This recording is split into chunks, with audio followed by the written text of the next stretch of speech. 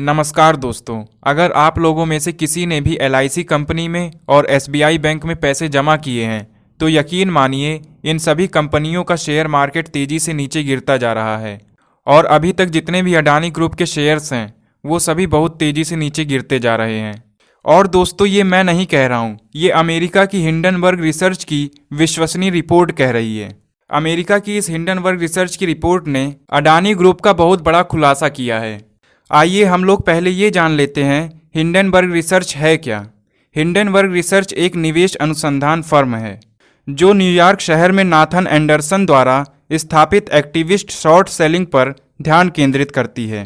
Hindenburg research अपनी website के माध्यम से सार्वजनिक रिपोर्ट तैयार करती है जो कारपोरेट धोखाधड़ी और दुर्भावना का आरोप लगाती है। ये धोखाधड़ी को उजागर करती है, एक्सपोज करती है और इन्वेस्टर्स की सुरक्षा करती है। जैसे सीबीआई होती है वैसे ही आप इसको समझ सकते हैं। ये फॉरेंसिक रिपोर्ट बनाती है। न्यूयॉर्क के हिंडनबर्ग की रिपोर्ट के बाद अडानी समूह के शेयरों में भारी गिरावट दर्ज की गई है। हिंडनबर्ग का अडानी ग्रुप पर आरोप है कि ये हर्षद मेहता की तरह स्कैम कर रहे हैं। हिंडनबर्ग रिसर्च का कहना है, अपनी रिपोर्ट जारी करने के 36 घंटों में अडानी ने हमारे द्वारा उठाए गए एक भी महत्वपूर्ण मुद्दों को संबोधित नहीं किया है। अपनी रिपोर्ट के निष्कर्ष पर हमने 88 सीधे साधे सवाल पूछे जो विश्वास दिलाएंगे कंपनी को पारदर्शी करने में, और अभी तक अडानी ने इस पर कोई जवाब नहीं दिया है। लेकिन अडानी ग्रुप के शेयरों में इस गिरावट से एलआईसी को जबरदस्त झटका लगा है। इंडियन एक्सप्रेस ने अपनी रिपोर्ट के अनुसार कहा है कि इस रिपोर्ट की वजह से अडानी ग्रुप की बाजार पूंजी में शुक्रवार को एक ही दिन में 3.37 करोड़ रुपए की भारी गिरावट देखने को मिली है। अमेरिकी हिंडनबर्ग रिपोर्ट के कारण जीवन बीमा निगम यानी एलआईसी को 16,627 करोड़ रुपए गंवाने पड़े। तो दोस्तों, जिन लोगों के पैसे एलआईसी में हैं वो सभी पैसे आम लोगों के ही तो लुट रहे हैं। एलआईसी तो एक कंपनी है, इंटरप्राइज है, पैसे तो लोगों के हैं ना उसमें। बीबीसी न्यूज़पेपर के अनुसार महज 2 दिनों में अडानी ग्रुप की कंपनियों में एलआईसी के निवेश का मूल्य 22% गिर गया।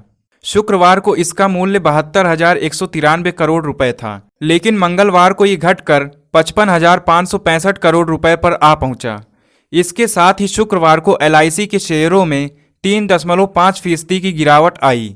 2 दिन में एलआईसी के शेयरों में 5.3% की गिरावट देखने को मिली। एशिया के सबसे अमीर और दुनिया के तीसरे स्थान से अब 7वें स्थान पर पहुंच चुके हैं। दोस्तों, रवीश कुमार ने ट्वीट कर कहा है, हिंडनबर्ग रिसर्च क्या है, इसका लिंक व्हाट्सएप में शेयर क्यों किया जा रहा है?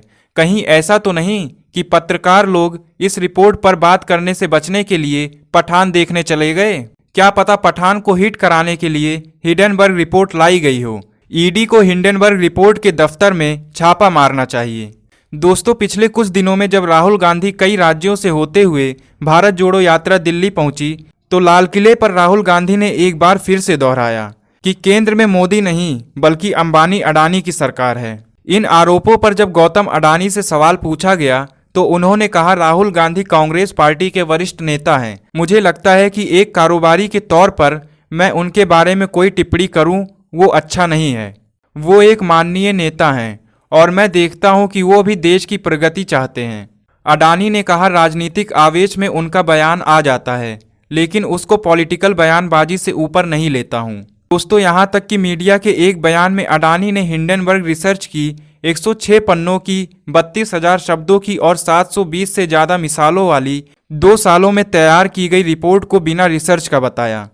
तो दोस्तों, हमें अब देखना है नेशनल मीडिया वाले इसे कब तक नहीं दिखाते हैं और केंद्र सरकार की सीबीआई और ईडी इसकी जांच कब तक शुरू करेगी।